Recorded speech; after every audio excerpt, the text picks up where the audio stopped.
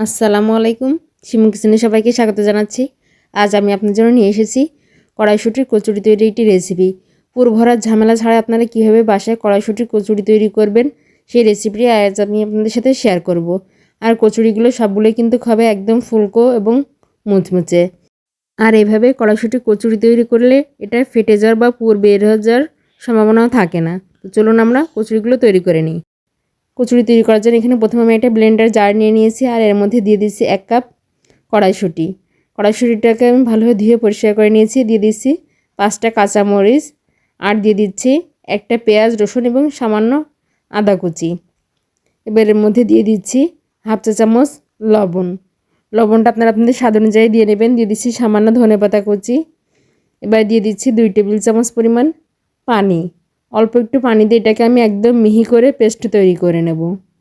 চেষ্টা করবেন একদম মিহি করে পেস্ট করা, আর খুব বেশি পানি দেবেন না। দেখুন আমি একদম এরকম একটা মিহি পেস্ট তৈরি করে নিয়েছি।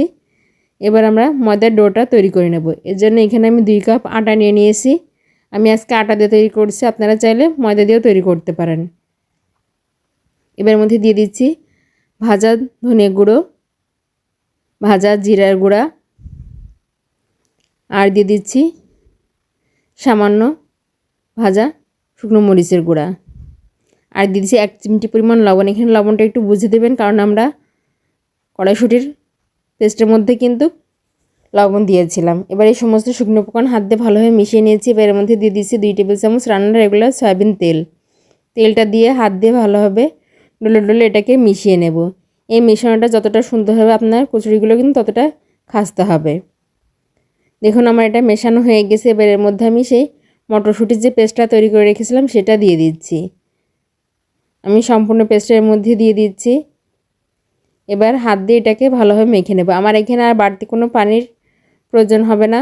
তো আপনাদের পানি লাগলে পরে অ্যাড করতে পারেন, প্রথমে এখানে পানি দেবেন না। এবার হাত দিয়ে চেপে চেপে এটাকে ভালোভাবে মেখে নেবেন। প্রথমে এটা একটু শক্ত থাকলে আস্তে আস্তে এটা মাখতে মাখতে সফট হয়ে যাবে। দেখুন আমার ডোটা কিন্তু অনেকটাই সফট হয়ে গেছে। এবার এর উপরে আমি সামান্য তেল দিয়ে দিচ্ছি।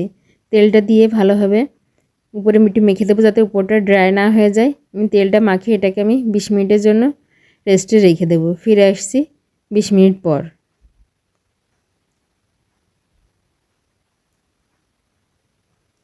ফিরে আসলাম 20 মিনিট পর। দেখুন আমার এই ডোটা কিন্তু অনেকটাই সফট হয়ে গেছে। এবার এটাকে আমি আরও কিছু সময় হাত দিয়ে একটু ভালোভাবে মথে নেব। আমার মথে নেওয়া হয়ে গেছে। এবার এর থেকে আমি লেচি কেটে নেব। আপনারা আপনাদের পছন্দ অনুযায়ী লেচি কেটে নিতে পারেন। আমি মিডিয়াম সাইজ করে লেচি কেটে নিচ্ছি।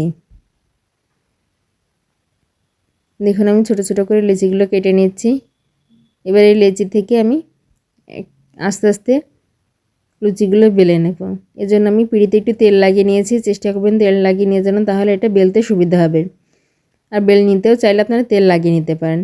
এবার বেলনির সাহায্যে এটাকে আমি বেলে নিচ্ছি। এটা খুব বেশি পাতলা হবে না, একটু পুরো করে বেলতে হবে। আমরা রেগুলার যেমন লুচি বেলি ঠিক সেভাবে এটাকে বেলে নিতে হবে। আমার একটা কড়াইশুঁটি কচুরি বেলা হয়ে গেছে। এবার এটাকে আমি ভেজে নেব।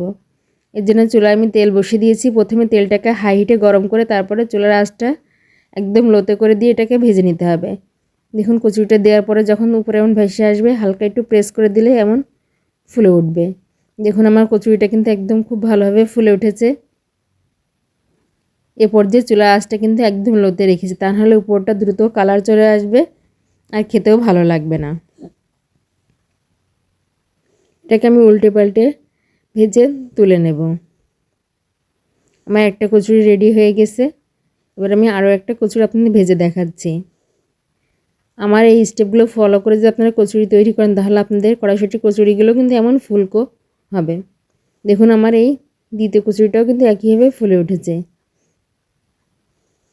আশা করছি আমার আজকের এই কচুরি তৈরির রেসিপি আপনাদের সবার ভালো লাগবে। আর ভালো লাগলে প্লিজ আমার চ্যানেলটি সাবস্ক্রাইব করবেন আর বেশি বেশি লাইক শেয়ার দিয়ে পাশে থাকবেন। আর যারা আমার এই ভিডিওটি আমার ফেসবুক পেজে দেখছেন, প্লিজ আমার পেজটি লাইক এবং ফলো দিয়ে আমার পাশে থাকবেন। ধন্যবাদ।